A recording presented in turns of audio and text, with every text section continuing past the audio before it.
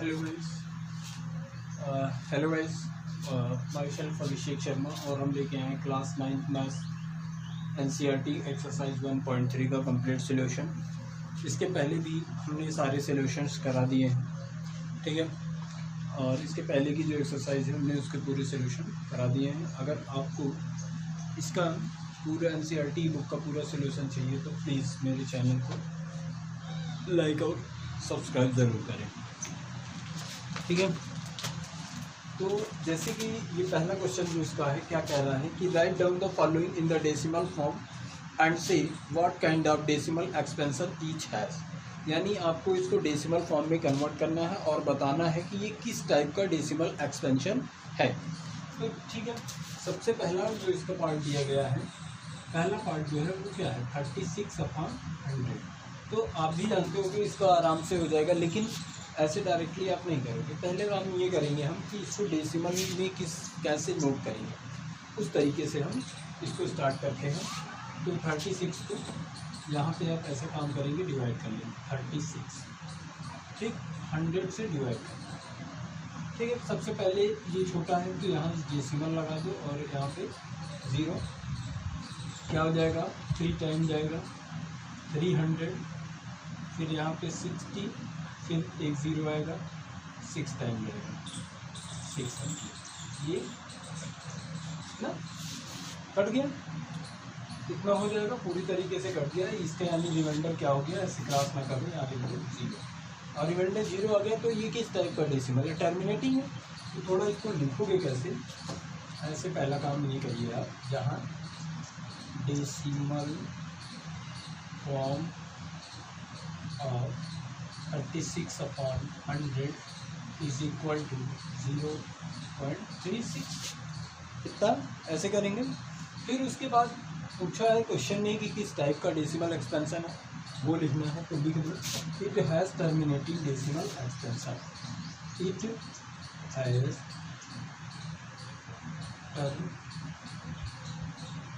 Terminating decimal expansion, ठीक है। It has terminating decimal expansion.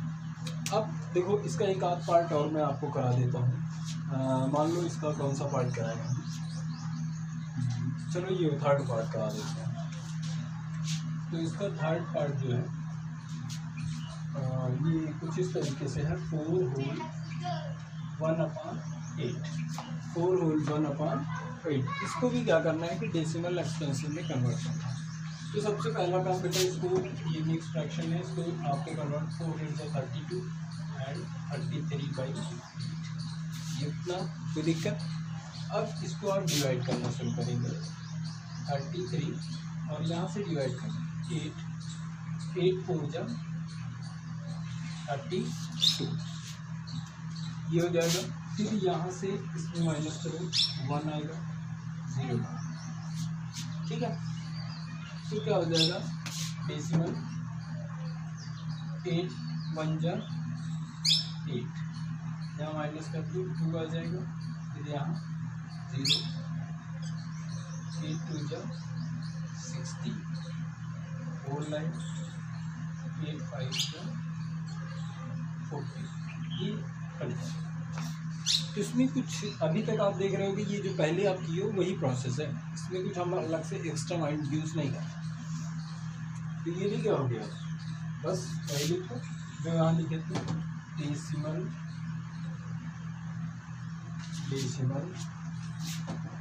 Form of 4 whole 1/8 is equal to 4.125। और ये किस टाइप का है, तो क्या हो रहा है, रिमाइंडर 0 आ रहा है, यानी दैट इज टर्मिनेटिंग। तो वही लिख दो,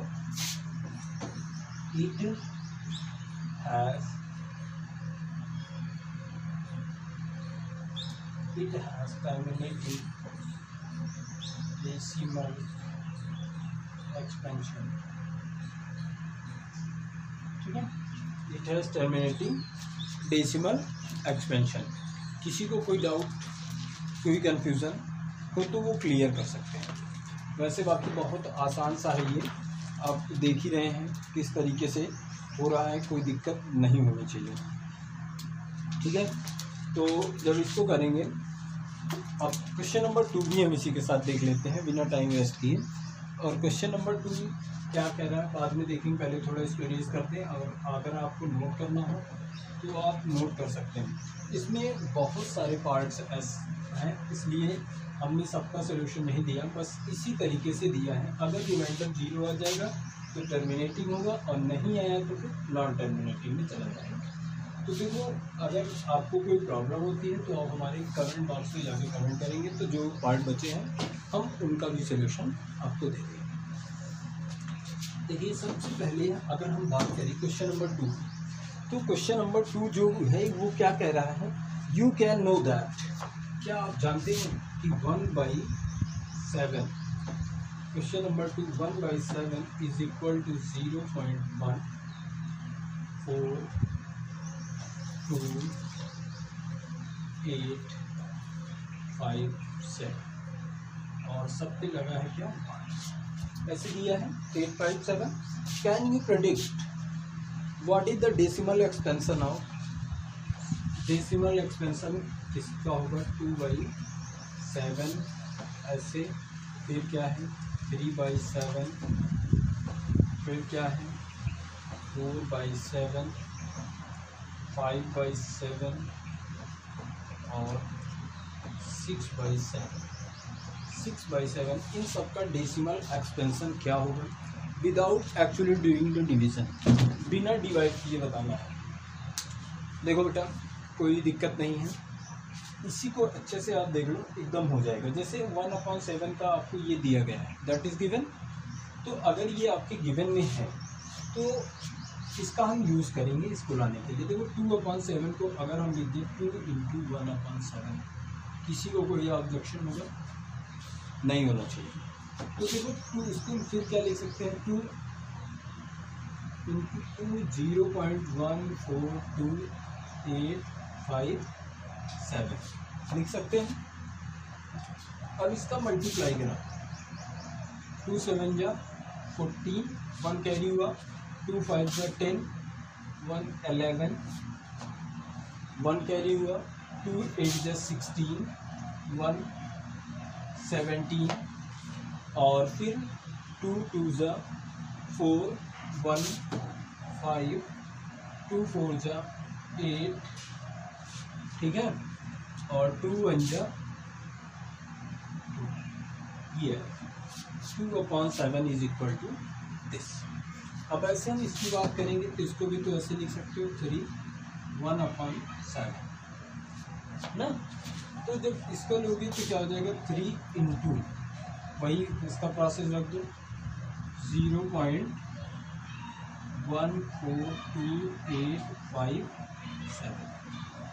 तो देखो इसका जब मल्टीप्लाई 3 से हो जाएगा तो 3 7 जा 21, 3 7 जा 21, 2 बचा, 3 5 जा 15, 2 17, 1 बचा, 3 8 जा 24, 1 25, 2 बचा, और 3 2 जा 6, 2 8, 3 4 जा 12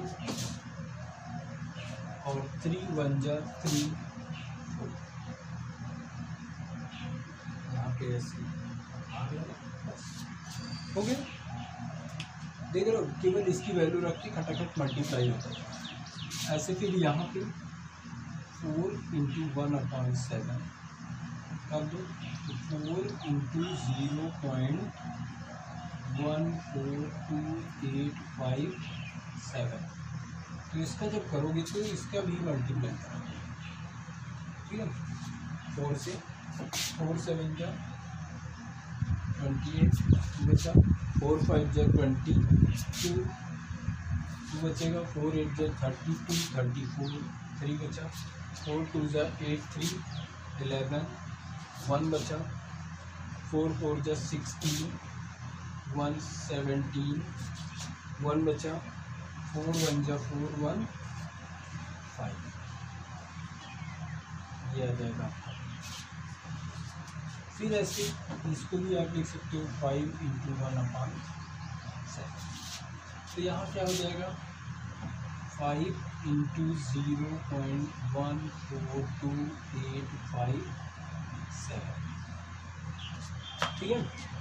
अब इसका जब मल्टीप्लाई करा दो 5 से बन जाए 35, 3 बचा, 5 5 जो 25 एंड 3 28, 2 बचा, 5 8 जा 40 और 2 40, 5 8 जा 40 42, 4 बचा, 5 2 जा 10, 4 14, 1 बचा, 5 4 जा 21 एंड 5 1 जा 5 2 7। देख लो एकदम आसानी से आता जा रहा है।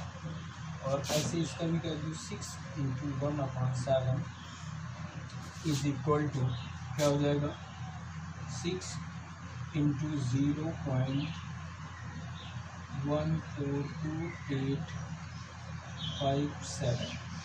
ठीक है। अब इसका जब मल्टीप्लाई कर दो तो क्या आएगा 6 से मल्टीप्लाई करा दो 6 7 जा 42, 4 बचे, 6 5 30 34, 3 कैरी हो गया, 6 8 जा 48 एंड 3 51, 5 कैरी हो गया, 6 2 जा 12, 12 5 17, 1 कैरी हो गया, और 6 4 जा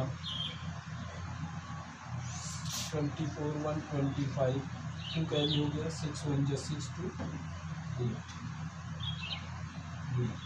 जाके आपका ऐसे दैट इज द पूरा कंप्लीट सोल्यूशन आपका ये है। ठीक है। तो दोस्तों क्वेश्चन नंबर 1 एंड 2 और आगे के क्वेश्चन नेक्स्ट वीडियो में। Thank you.